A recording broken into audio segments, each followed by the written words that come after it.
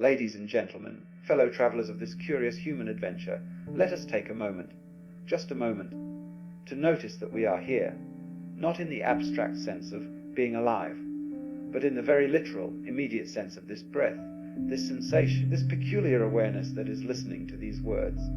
You see, we spend most of our lives in a kind of trance, not the mystical trance of monks or yogis, but the everyday trance of taking ourselves terribly seriously. We imagine that we are isolated egos, sealed inside bags of skin, navigating a world that is somehow separate from us. And because of this, we feel compelled to control, to grasp, to defend, to achieve, as if life were a problem to be solved rather than a mystery to be lived. But what if the whole premise is slightly off? What if you are not a stranger in the universe, but an expression of it, as natural as a wave on the ocean or a flame rising from a fire? When you look at a tree, you don't imagine the leaves are separate from the branches. You don't imagine the branches are separate from the trunk. And you certainly don't imagine the trunk is separate from the roots. The whole thing is one organism, one process, one unfolding. And yet, when you look at yourself, you imagine that you, the conscious bit, are somehow separate from the body, the world, and the vast cosmic process that produced you. This is the great illusion of the human condition, the illusion of separateness. Now, this illusion is not a mistake, it's part of the game. Because if you were constantly aware that you are the universe expressing itself, you wouldn't be able to play the role of you with any conviction. You wouldn't worry, you wouldn't strive, you wouldn't fear, you wouldn't hope. And the drama of life would lose its flavor.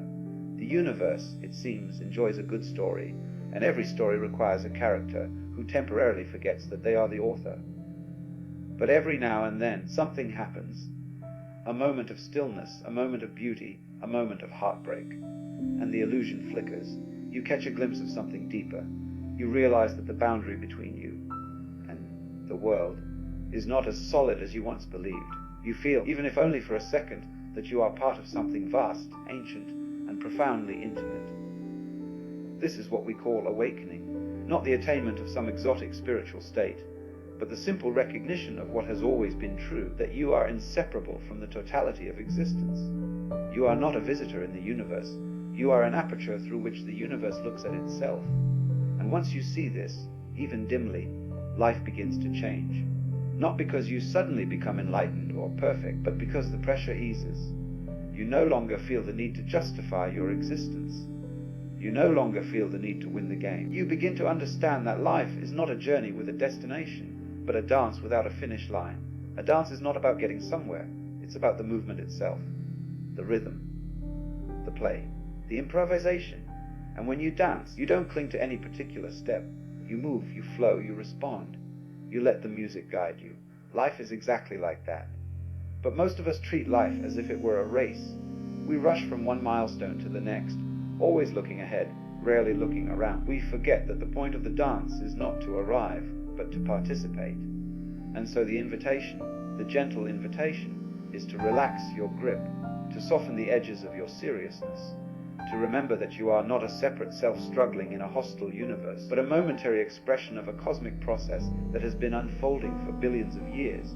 Think of it this way: the universe has been expanding, cooling, swirling, condensing, exploding, reforming, and evolving for an unimaginable span of time.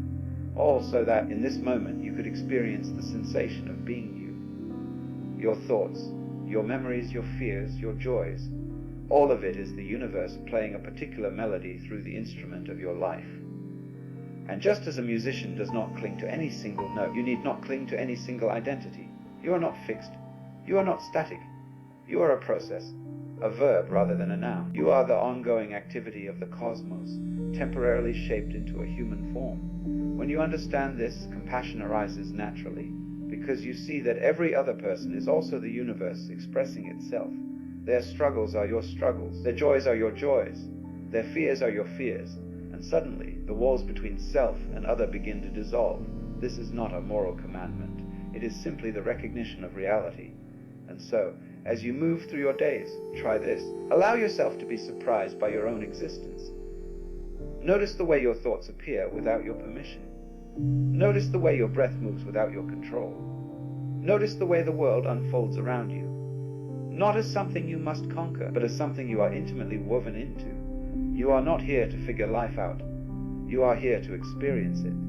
You are not here to perfect yourself. You are here to express yourself. You are not here to win. You are here to participate. And when the time comes, as it does for all forms, to dissolve back into the great mystery from which you emerged, you will not be disappearing. You will simply be changing shape, as you have done countless times before. For you are the dance, the dancer, and the music. You always have been. You always will be.